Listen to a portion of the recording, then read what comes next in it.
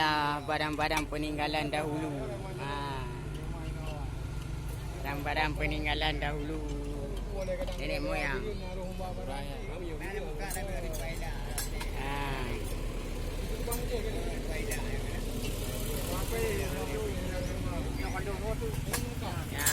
Samurai. Samurai Urang Malim.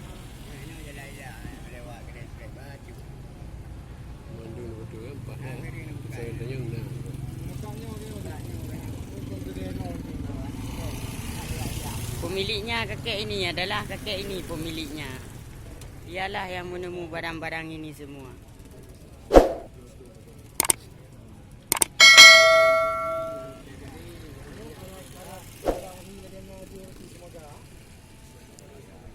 Cik, sini tu Jung. Aku video. Babe.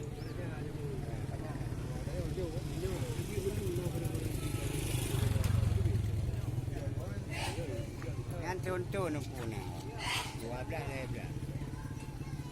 Kau bakal dia pun ya. Jepang pun.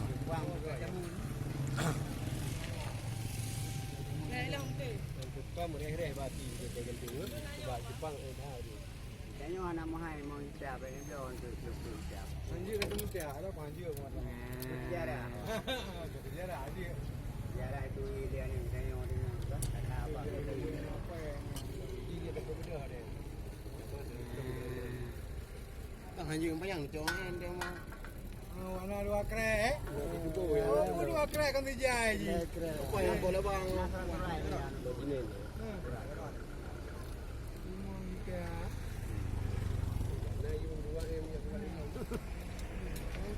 Gak pegah tu. Yang luar ni mana pada? Jadi kena beli ni macam luar. Mandi kalau ni. Sekali tu mana ni? Ini mana apa ya?